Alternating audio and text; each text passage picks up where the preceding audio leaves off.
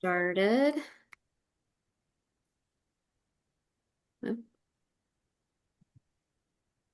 So, welcome everyone. My name is Eileen Schumann. I am a staff person with the Presbyterian Church USA. And I am going to plug into the chat a link for looking up the native lands that you um, live on in case you don't already know that. And everyone can feel free to share as you would like in the chat. Um, the traditional lands that you're joining from, as well as the current day name. So I'm joining from Louisville, Kentucky, and I acknowledge that Louisville stands on the ancestral lands of the Osage, Shawnee, Chickasaw, and Cherokee peoples, among others, who have long cared for this land along the Ohio River. I honor Indigenous peoples, past, present, and future, and commit myself to ongoing learning, accountability, and right relationship. So, we want to welcome you today. Welcome everyone, and thank you for being here to join us in this solidarity hour. This is a monthly gathering. These gatherings invite us to pause, to reflect together, and to look honestly at the forces that continue to shape our world. So, this is a space for shared reflection, for truth telling, and for grounding our commitments to solidarity in faith and action. So the Global Solidarity Collective, it's a gathering of folks, and this is one of those spaces in which we gather people for the Global Solidarity Collective. This collective reminds us that colonization was not just an event, but it is a worldview, and it's one that continues to influence economic systems, legal frameworks, and social hierarchies today. And today is a part of our journey in continuing the conversation, continuing to look at how that worldview still shows up, often in subtle and normalized ways. And now I'll invite my colleague Cindy Coral to take the floor. Thank you so much, Eileen. I appreciate that. I would like to open us with a short prayer. This is a prayer that comes from the book Liturgies from Below, Praying with People at the End of the World. It is put together by Claudio Carvajalis. And this prayer is known as Praying with Unwanted People.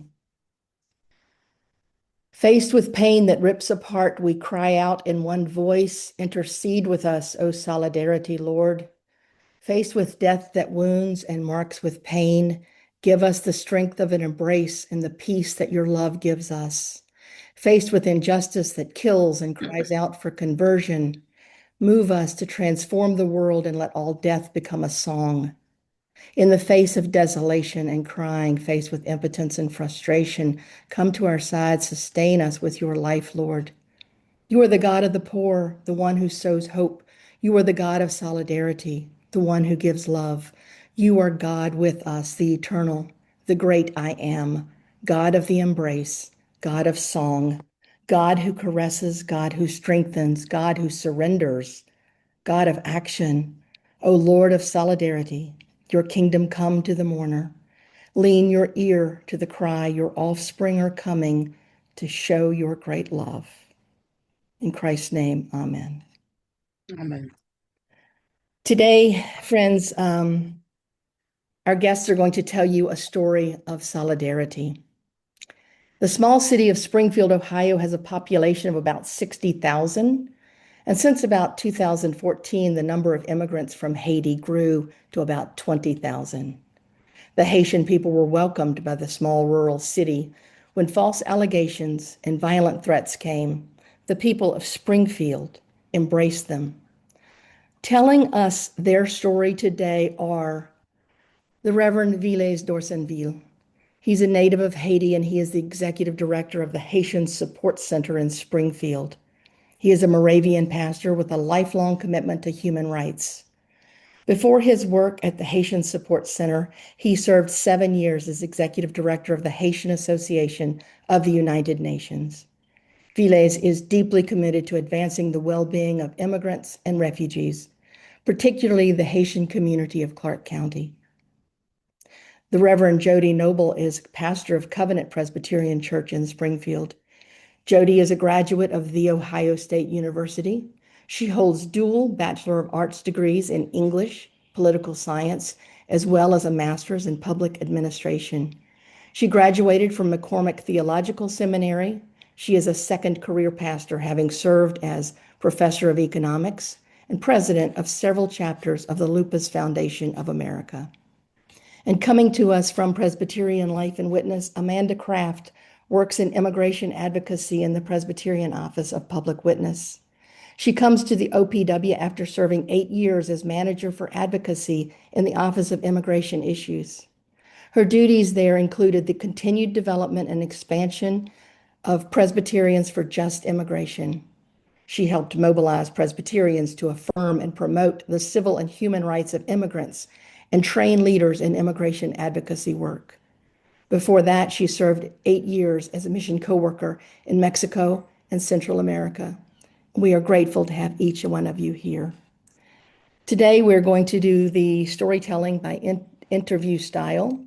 And first, I would like Reverend Jody Noble. Jody, could you tell us the story about Springfield? Just set the scene for us, the significance of the population, and how that relationship between the city and your Haitian neighbors have changed.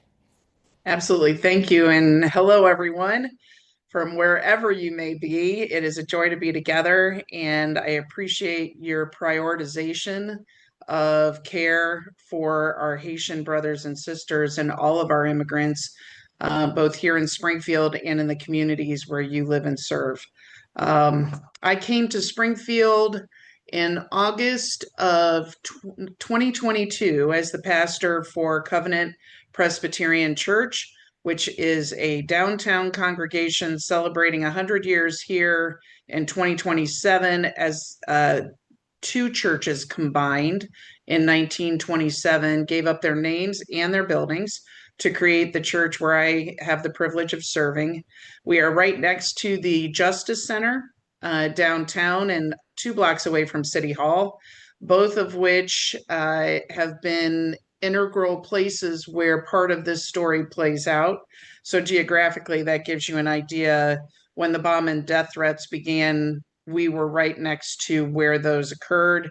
And as recently as 6 weeks ago, evacuated when the chief of police called to say that 2 duffel bags had been found, one in each of those 2 buildings, with a credible threat of a bomb being in each.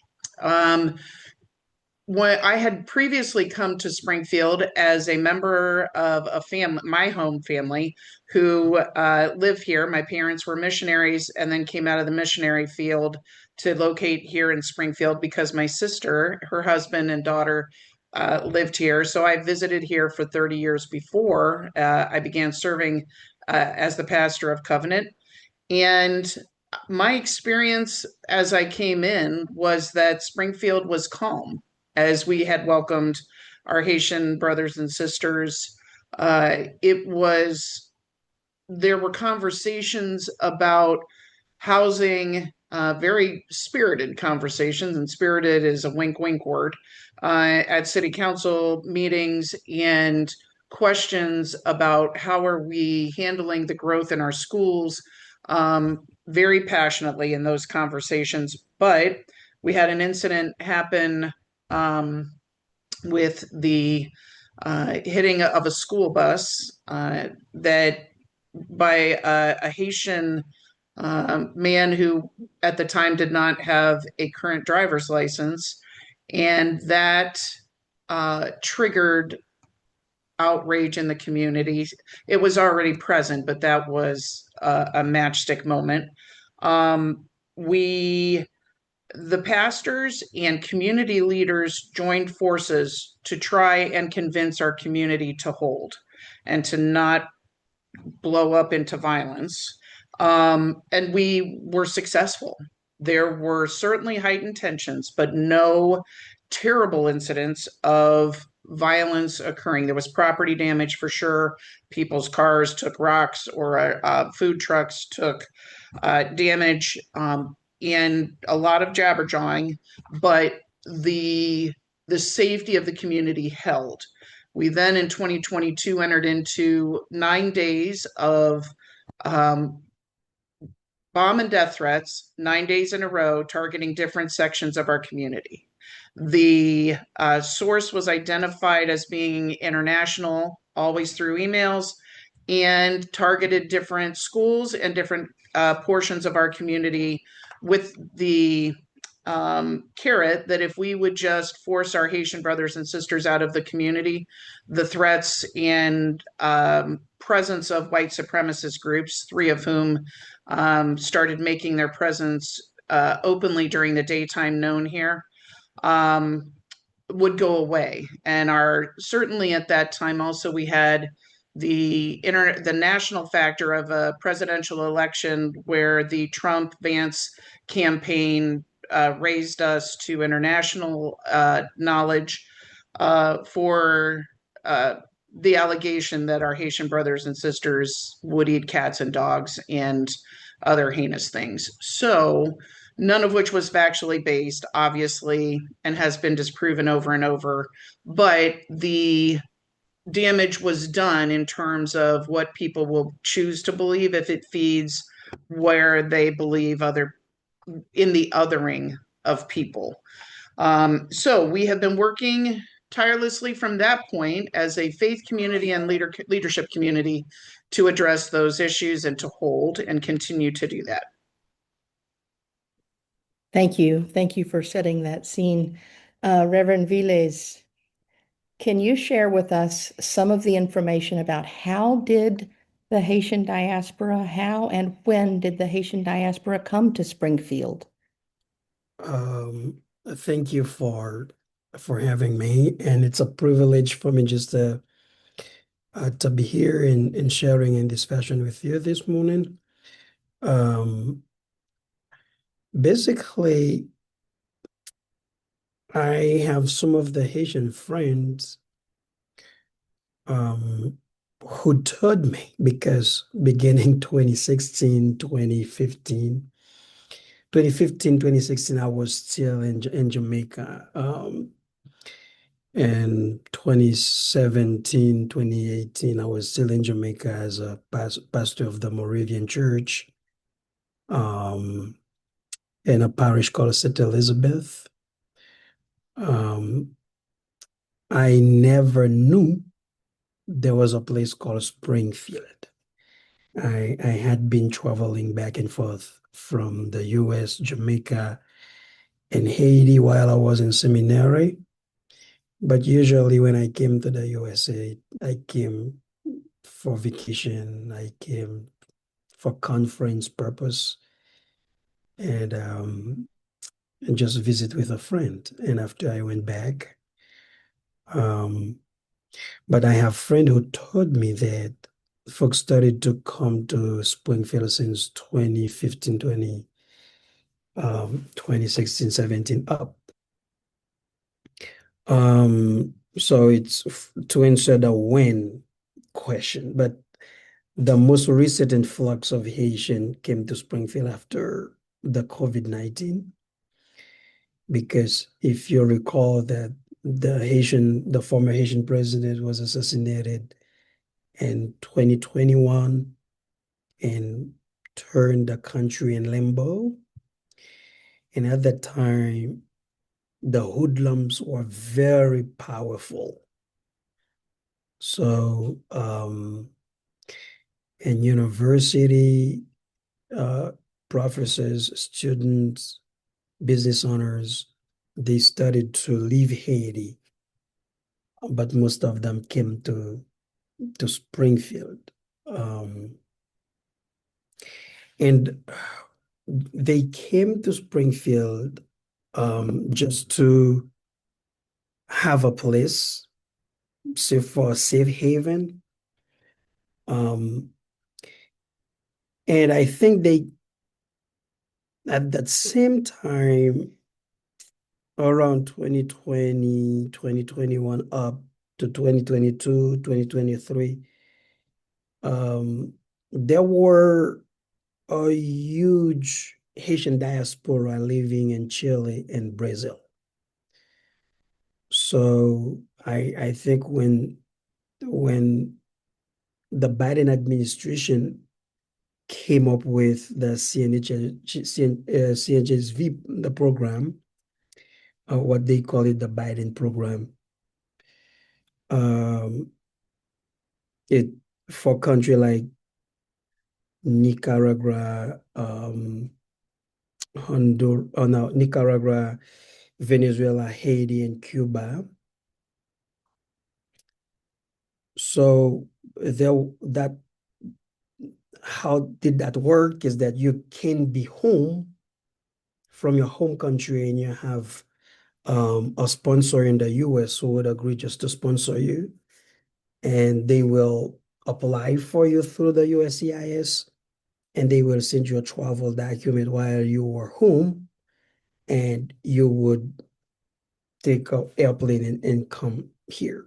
So whether you were in Brazil, in Chile, in Haiti, in Venezuela, since you have a family here in the US that can sponsor you, so you can come here legally.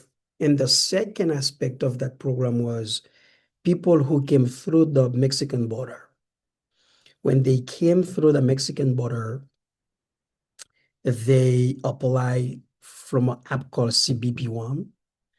And now when they apply, they ask permission to enter the US. They would approve that request and they will show up to an immigration point, and they will process them and vet them before letting them in. So they will give them an I-94, which means that they would tell them that they are here for 2 years. So that's the way it works. Um, it's to answer the question of how, because there was rumors that folks were busting into Springfield and accusing other people who brought them to Springfield. But I would say that most of the Haitian, they came here whether through an airport or through a border a port of entry, and they have been vetted. And it is because of that they have an I-94. This is because of that they are able to apply for work permit and everything. So um, so I can say that when it's af beginning 2015, 2016, um, how, if I can say how they came here by airplane, they came here through the Mexican borders, but whichever way they came in, they were vetted and they have an I-94, which allows them to, when they come here, to apply for work permit, to have a social, to allow them to work and to open businesses and to buy homes and et cetera, et cetera. And also to be eligible for some of the benefits, that social benefits. But one of the things that I would have to say is that not all of them have the eligibility for social benefits. The only folks who have the eligibility for social benefits are folks who came here under that specific program. But if you have TPS, you were not eligible. I am able to tell you that because I was a case manager processing folks' applications for SNAP. Okay. Maybe, Okay. Thank you for that. So it does sound like we had folks who were coming in who were documented through the Biden program, and we yeah, also had folks who were coming in documented through TPS. yes. And Amanda, if you could tell us, I know that the situation with TPS is going to be an important part coming up in the story about Springfield and their Haitian neighbors. Can you share us with some information about the scope of TPS, what that means, what its limitations are? Thank you. Yeah, thank you, Cindy and Eileen, for the invitation to be here. Thank you, Reverend Viles and Reverend Jody, for contributing to understanding how one community is welcoming, responding, and challenged by changes. And so I want to say before I jump into some of sort of these legal parameters, just to remind ourselves that each person we're talking about, when we're talking about these different statuses, right, represents an individual or family who has a much larger story, right? This is one part of their story, and but they embody so much more, and represent communities that embody so much more. It is, I think, sometimes overwhelming and I can get caught up sort of in the statistics and the legal parameters, but to remember that these are people who are loved and beloved, and that I am invited to accompany them in particular ways on behalf of Presbyterian Life and Witness of the Presbyterian Church USA. And my work centers on immigration advocacy, and I partner with a variety of offices to do that work. So I partner with offices like the Office of Public Witness, the Presbyterian Ministry at the United Nations, and often with the Migration Accompaniment Ministry in Presbyterian Disaster Assistance. So this work happens in collaborative ways, and it works with other staff, but those are sort of the three main areas. And I want to talk a little bit about TPS. Um, Temporary protected status was established under the Immigration Act of 1990. It was signed into law by President George H.W. Bush in November of that year. And the hope of TPS was to sort of be this temporary status that helped folks who could not return home because it was unsafe or untenable to do something. So they had traveled to the US, had authorization to be in the US, but something happened in their home country and they could not return home. And whatever coverage, whatever status they were on was going to end. TPS was an opportunity to provide protective status, have access to work authorization, and to be relieved of deportation or removal orders. And so it was an opportunity for folks to have some stability, knowing that returning home wasn't possible. The first country who received TPS status were nationals from El Salvador who were in the United States. Um, in today's iteration, TPS is designated for states by the Secretary of the Department of Homeland Security. It is their decision under the executive branch to designate which countries are in these situations of crisis, which could be caused by social unrest, violence, natural disaster, or human-made disasters. Usually, that designation is agreed upon with collaborative efforts from the State Department and communication and consultation with Congress. That collaborative work really depends on the president and the way in which the executive branch is operating. In our current iteration under the Trump administration, the Department of Homeland Security has operated very sort of solely in these decision-making tables. And so designation, extension, and redesignation has been very challenging. The benefits of TPS, as I said before, really does help stabilize folks in a temporary space. However, TPS is not a long-term pathway to a permanent immigrant status. So folks are constantly in a state of uncertainty. They must reapply for if that status is extended or redesignated, they need to reapply every 12 to 18 months. They're one of the most vetted communities within the United States. And each time they have to reapply, they have to pay for that. So again, this is a constant space where, yes, it provides some uncertainty, but you're constantly in that space of renewing. The other piece of it is being in that space of uncertainty. So we celebrate that there is these statuses that are available, particularly for communities who need a space to be able to be settled in the United States and have access to stable work. However, we also know that there is violence in the uncertainty. And so it's really important for us to understand because there isn't this pathway that leads folks, even though they're consistently vetted, but because there isn't to adjust into a status that's more permanent, the uncertainty is and can become a form of some oppression, right? How do you make decisions about the way in which you continue to live your life when you're constantly uncertain if the Department of Homeland Security will extend this status? So it continues to be, along with other statuses that Reverend Viles brought up, that are sort of these temporary stopgaps where the executive branch has some ability to provide protections. They don't lead to long-term stability. And what we often see are folks like our Haitian neighbors, many of whom entered in the United States. And and in order to apply for asylum, most were seeking asylum. In order to apply for asylum, you must be on US soil to do that. We're in sort of these spaces of trying to apply for asylum. TPS became an opportunity for them to find some stability. However, the long-term ability for loved ones to stay in the United States, to adjust into pathways that lead to permanent residency, that becomes a decision of Congress. So again, TPS is that temporary space that is helpful.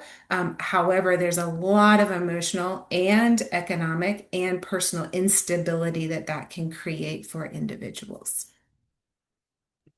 Thank you for that. I really appreciate that overview. And that leads us to the next part of it, which is Viles, I think we all remember, those of us who love and care for our siblings from Haiti, we remember that on February 3rd, there was the expectation that TPS, which was the guideline, which was the program that many of our Springfield neighbors were in, was going to end. And there was a lot of turmoil in the community. Can you tell us a little bit about how about that time and what was happening in late January, early February? Yeah, I think that based on my experience in the community, folks were reluctant to come out. They were afraid, and you could see that type of uncertainty that they could not plan their lives. They keep asking questions about the future, and we have some of the Haitian young people that we are working with. Many of them are at Clark State College, and there are so many other folks that are not in Springfield, but who go to school or go to university across from the US who are relying on that status. Me specifically, I'm at Rice State University trying to get my master's program. We always ask question if we will be able to graduate. Uh, and from the family's perspective, they're asking question about the future of the kids because there was that type of back and forth between the executive branch and the judicial branch. And today you can wake up that the status is okay based on the decision of a judge, but all of a sudden there is another decision from the administration that you no longer have that. And the other thing is the impact that have on folks who had a job. And it put the employers in so much confusion. They do not know if they have to keep the employees or let them go. And at some instances, some employers had to let them go. And they invited us sometimes just to come to their place, to the facilities, and to speak to those employees to tell them that this is why we have to lay you off. At that point, it is painful because, you know, people relying on a paycheck to pay their rent, their utility bills, and to put food on the table for their kids. So it created so much chaos. At some point in time, we were afraid that would turn into a humanitarian crisis. And up to now, we are still struggling with that because folks come to our office for the simple reason to look for a job, not to ask for help. But still, when they tell the employers that they are TPS holders, like yesterday, I called somebody to check for a position for somebody, and they told us that they're not hiring TPS holder. Right. So there is the economic impact, the uncertainty, the anxiety, the panic. People cannot plan their lives maybe 3 months down the road. It's a huge concern in the community. Um, yeah, and it sounds like that uncertainty spread throughout the community. And Jody, you were part of that. You, as part of the faith community, what was the response from the community that your beloved neighbors were going through all of this? What was that response? Those days at the end of January and February were some of the most heart-wrenching, sad days for our Haitian brothers and sisters to watch. And the loss of the jobs, the loss of transportation, the loss of certainty in the short paths that were available, even of the day-to-day of children not going to school, of children who had friends. 20% of our school population is Haitian. Our public school population now is Haitian. That's the current estimate. We have approximately 1,300 children 5 and under who have been born here. And trying to help our community understand how to journey with our Haitian brothers and sisters. We have prayer canopies and prayer gatherings across every denominational and independent faith community, not just Christian. I mean, all faith communities and people who don't even acknowledge a particular identification with a faith community who were coming to pray and respond as part of that. We had one, I think it was 2 Saturdays, Sundays before TPS was to expire, and we expected 50 people or so to show up, and over 150 people did, just by word of mouth that it was happening. And the meeting rooms that had been planned had to be, the whole thing had to switch on a dime because people just kept coming. The next morning, we had a joint worship service at one of our local Baptist churches, and they thought, we'll have maybe 600. They had so many people that they had to ask. I think it was almost 2,000 people who showed up for the worship service, that they had to ask 3 times for people to leave the worship space because the fire marshal wouldn't let it proceed unless they met the maximum number of folks who could be in that space. We have community response to find respite, working with the state of Ohio, the governor and leaders in the state of Ohio to find respite and certify respite families, emergency respite families, if families are needed to take children whose parents are detained and the kids aren't with them. Coming up with helping the parents come up with a plan to designate who will have their children if they are detained, and the legal paperwork for that. The food delivery plans, the transportation plans for accompaniers, the peace walks, the media interviews. And I will share, I mean, Viles certainly has received threats from people who do not want him telling what's happening. And our Springfield pastors across the board who are doing interviews and being involved in this are also, and individuals, nonprofit leaders are being threatened. Our families are being threatened. People are making themselves present and known to us that they're available. There's a cost psychologically that nobody has done any harm yet to standing. And that's part of our call as Christians. Just speaking from this perspective as Christians, the question of why would we do this is because this is what Jesus calls us to do. And we can have a conversation about a pathway to citizenship, of legal temporary status, of desperation to come because you are protecting your life and the life of your family members. That conversation is absolutely real and necessary. But in these places, we are called to not judge, but to protect and to love and care. So that is what I'm very proud that the Interdenominational Ministry Fellowship, the NAACP, we had different pastor groups in the community who were very segmented based on how they who they understand God to be and how they want to interpret that.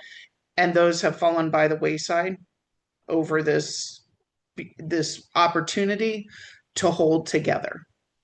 And it is a beautiful thing to watch people of faith, not everybody, because we certainly have people of faith who interpret scripture differently, but to say by and large, people who are saying, I will stand, I will pray, I will transport, I will donate food, I will deliver food, I will be a respite, emergency respite family, I will tell me what I can do. I have a whistle now and I carry it in my purse. I'm not speaking, I mean, I do, but I mean, people have whistles if that becomes necessary. I will be a part of what I need to do. I will get my camera out and record what's happening. Where before that was not even part of a conversation of what faith looked like. So I share that as well. Thank you. Thank you Yeah. for that. And Amanda, the community of Springfield joined together in prayer, and there were other advocates, so many other advocates. I know that one of your the partner groups that works with you, what were you all doing, or what was going on outside of Springfield or even inside Springfield? I love this conversation, how um, inviting in the voice of the experienced community, the community that should be centered, the community that is seeking to find agency and security, and then how sort of that's shaped around it, right? What is that response? And as people of faith, what's the particular response that we are called to? And it really is for immigrant communities a layered response. So what does that local response look like? What does a statewide response look like? And then what does sort of that federal national space look like? And for my work, I really do focus mostly on federal policy.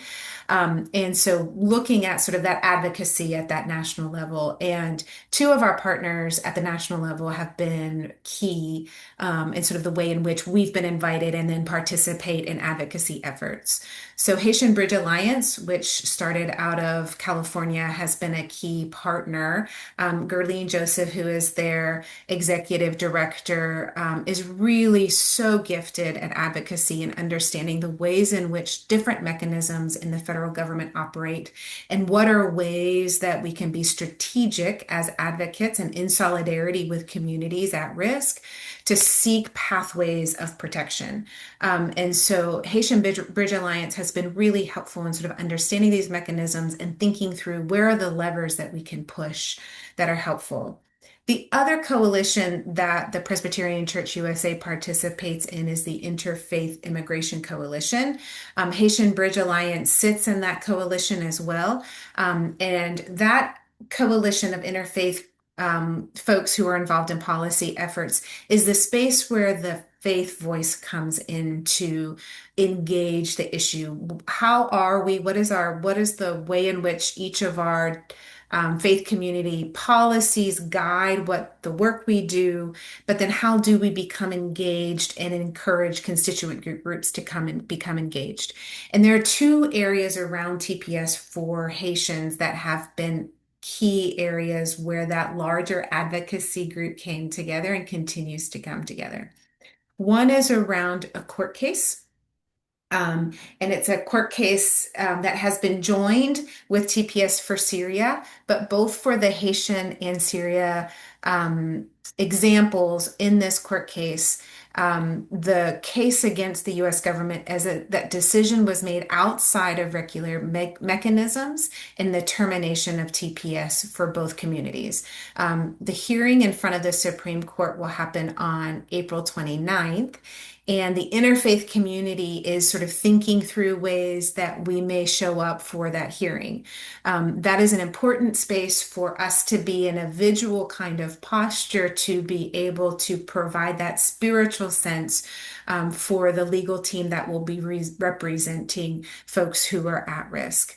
The other area that is a very unique opportunity, and I kind of find it interesting to be talking to Presbyterians about parliamentary procedure because what has happened in the House is this kind of obscure mechanism that exists within the chambers to force a floor vote without the backing of the Speaker of the House, for example, since I'm using the House. The Speaker of the House has massive influence on what votes come to the floor, and the Speaker of the House will tend to only bring to the floor items of business where they know it will go in the favor of the majority party. So oftentimes we won't see bills come to the floor that could be helpful or even bipartisan because the body that is in control of the speaker will often say this won't fall in with and align with the values of whichever party is in majority. There is this opportunity that's called the discharge petition, and I want to make sure I say that right. Discharge petition, which if you can get enough people to sign the petition, enough of the representatives to sign the petition, they can force a bill to come to the floor to vote. Because of Representative Presley's championing of the TPS for Haiti bill, HR 1689.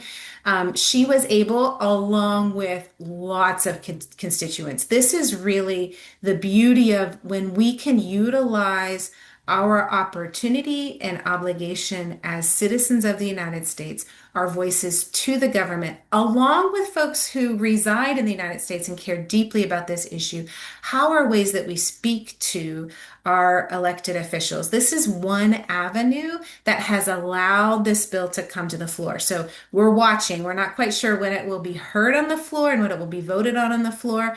But they were able to, within the Democratic Party, work in a bipartisan effort. There were 4 Republicans that joined the petition to bring this to the floor.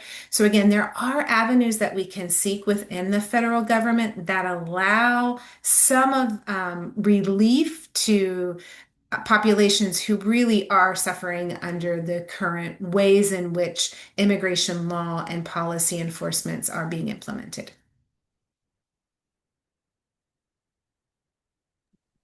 Thank you so much for that. This is where, as they say, the rubber hits the road. And I have put in the file, and I'm going to look for the script to go along with it. This week, I believe that discharge vote is going to be coming up. So today and tomorrow are very important days. The Google sheet that I just put on was the spreadsheet of who the voices that need to be, the representatives that need to be called, and I will add that script to that. But for now, just for the essence of time, I'm going to close us out before we go into questions. And I know I'm not going to give you enough time for this, Viles, but I have heard you say, from the immigrant point of view, from the people who are welcomed at one point into this country, it is better to have true immigration reform. Could you speak to that for just a few minutes, and then I will open it up for questions? Yeah, basically what I meant by that, I believe there is that gap in the system. If you came to that country and you've been doing well and you don't have any criminal record, and you go to school, you're a homeowner, you're contributing, you're a taxpayer, there should be a way that the system opens to you to have a more permanent resident. I think when I speak of immigration reform is to give folks who are here who are not criminals and who are taxpayers who've been here over some years a way to become a permanent resident or a citizen if they want to do that. But from as an immigrant myself, the system is so exclusive. The way for green card, they are so tricky and they cost a lot of money and they take a long time to do that. And I don't know why they make it so difficult. But it's crazy. And folks are asking questions sometimes why folks are not applying for a more permanent resident or green card. But I always say that maybe most of the Americans do not know how the immigration system works. They do not know how hard it is just to go through that path. So if there is immigration reform to address that, I think that would help resolving a lot of problems. Thank you for those words. Thank you. Thank all of you for telling these stories. We do have about 10 minutes left before the hour. If we have questions, and I would, can I ask Eileen, can you monitor that for questions that come up or people who raise their hands? And when you have a question, if you have a certain person that you would like to ask this to, please name Jody, Viles, or Amanda. Thank you.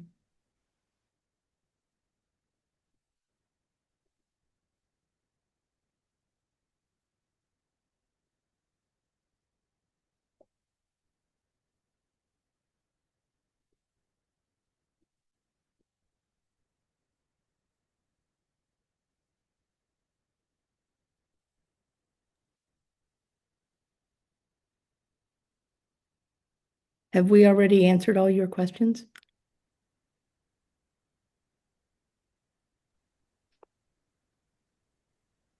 I was saying it seems that everyone is shy today.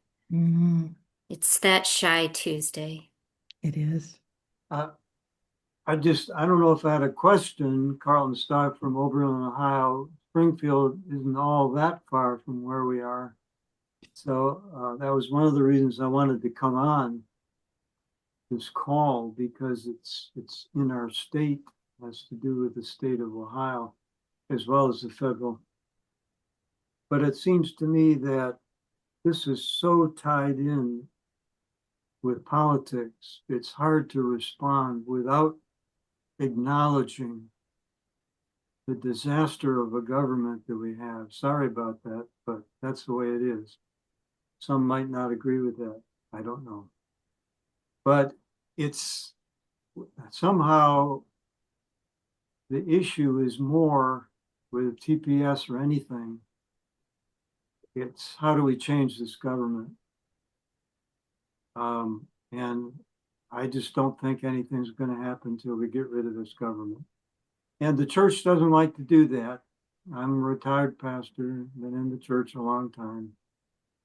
And church doesn't like to mess with politics. But there are times when you just have to stand up like they're doing in Springfield. What an incredible witness that is, that the pastors and people of faith there are responding. That's what the church should be doing. But with the larger context of the country, it's hard to answer that. Maybe that's why everybody has had a hard time asking a question. Because it's not just about Haitians, it's not just about Springfield. You all know this. It's about the political situation we have right now. It's a disaster.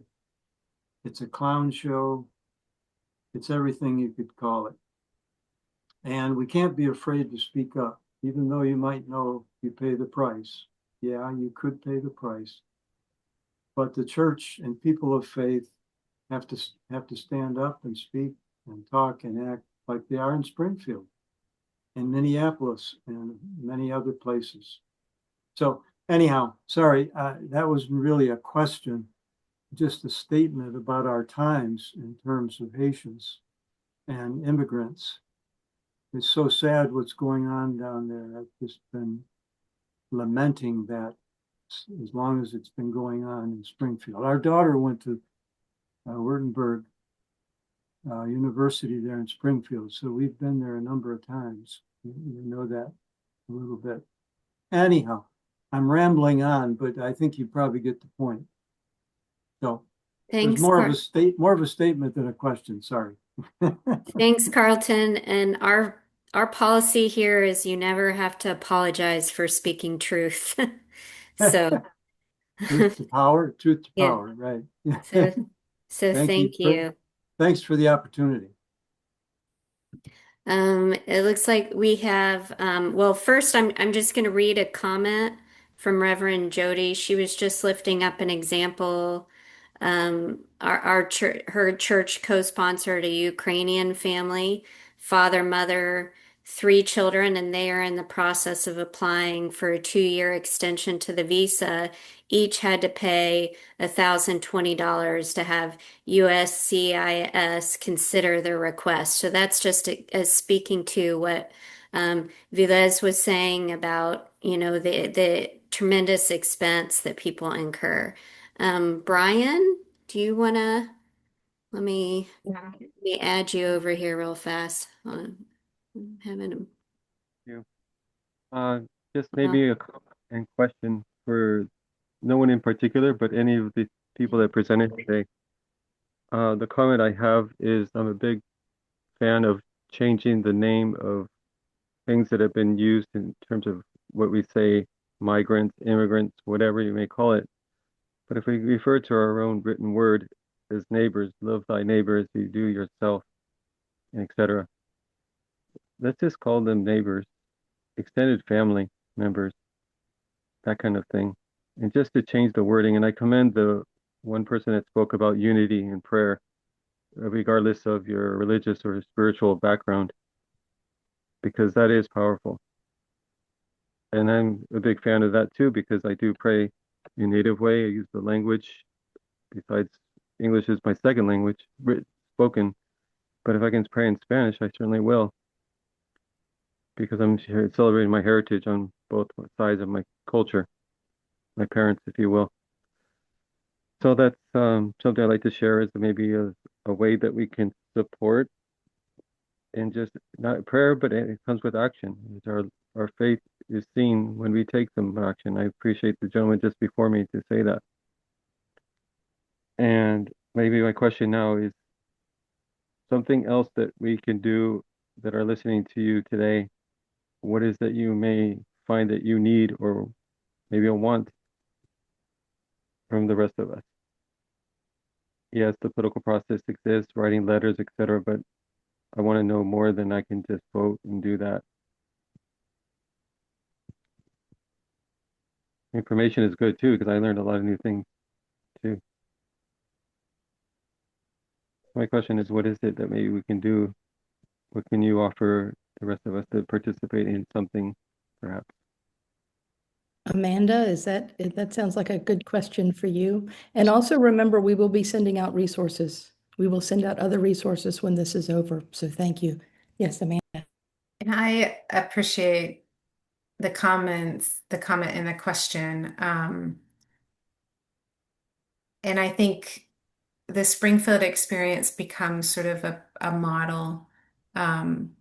We have to talk about these experiences within the history of the United States. We can't ignore history of xenophobia and racism in the United States. We can't ignore how those have been codified within our laws and statutes in the United States. We can't ignore that. So what do we do in the face of that, acknowledging and identifying that those systems exist? I think it's that space where we find solidarity to be with one another. Where are those spaces we find dignity with one another? Where are those places where we can find and build bridges with one another? The work in front of the US Congress is daunting. Work in front of certain state legislatures is daunting. And yet we are called to be in this space with neighbors who are being harmed. So, what are those ways in which we can show up in acts of solidarity? What does that look like? Reverend Biles and Reverend Jody talked about some of those ways that that has happened in Springfield, but there's lots of ways that it's happening in communities around the country. What does it look like to be a part of a rapid response network? What does it look like to be walking and accompanying those who are afraid, who can't do some of the basic ways that sustain life? What does it look like to accompany mixed status families? What does it look like to provide support for the financial burden that comes along with continuing to apply for these statuses, or to be able to have access to legal counsel who can provide that really excellent assistance? Reverend Ville said several times, if you get bumped out of line, getting back into line can almost be impossible, if there is even a line for you to get in. So all of these ways that we provide that larger wraparound community support and accompaniment become key in these spaces. The ways we understand our shared humanity, and in particular as people of faith, the ways that we live that out together become crucial in these moments. And you have to be able to sustain these efforts because we're in it for the long haul. And so, how do we do that together? How do we build this up together? I was in a meeting yesterday and someone was like, how do we be courageous enough to be and participate in joy? How do we do that together? That is that form of resistance. And then for those of us who are a little closer to influencing systems and halls of power, what's our responsibility? Be consistently engaged, right? Information, you're absolutely is one. What's that next step of action that leads us into that space? And I'm always available to talk through ways that people might want to build those efforts and be connected. But those ways we live together, we organize together, we mobilize together become essential in these moments. Thanks, Amanda. And I'm going to give the floor to Mark Koenig to ask a question, and then we'll have one last question in the chat. And I understand that some of you all might need to go because we're at the hour, but hopefully it will just go a few more minutes. Thanks. Just real quickly on the spreadsheet, is there a way to tell if my representative signed the discharge petition? Because I think that would change my call. My call would be thank you and please vote, as opposed to please vote. Yes, I will. Let me get back with you when I look over it and show you the particular, when I look over it's been a while since I've looked at this document.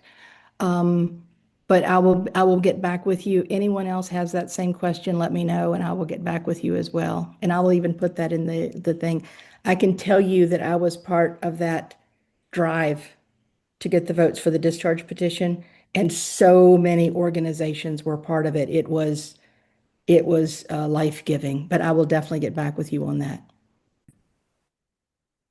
And then in the chat, Darla was asking Reverend Velez, or saying, and he responded, but I'll give you an opportunity if you would like to build on what you responded. But she said, thank you and all the speakers for being here. What is the level of anxiety in the Haitian community of Springfield currently, and what do you look to for hope? And Reverend Velez responded, the level of anxiety is so real, not knowing how the Supreme Court will rule. Please keep us in your prayer. And if you can call a representative to vote for the discharge petition, that would be so much appreciated. Reverend Velez, I don't know if you want to add any further to your chat comment. Yeah, I think that we are going through a lot now with all the drivers issues. I think that question of status has a real impact on folks in the community, on kids, on young people going to school, on CDL drivers. I have my friend now, my close friend. We've been for over 20 years since we were in Haiti, and he has been a CDL driver. And now when this administration took office, they just not allow folks like him to renew his driver's license. And he was a truck driver for Amazon, and he's been here not working for over 2 or 3 months.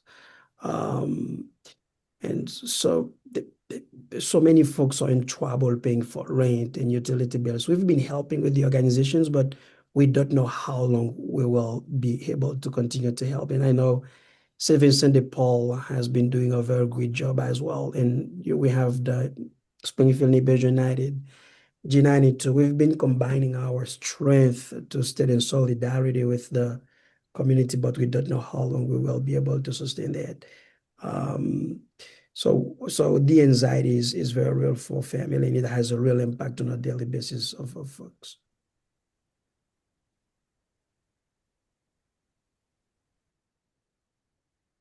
I just want to thank all of you. I want to thank Eileen for pulling this together. I would love to thank our guests, Reverend Jody, Reverend Viles. Thank you for your heartfelt responses to this. Amanda, for your heartfelt advocacy and your responses to some complicated issues, but bringing it right back to the heart.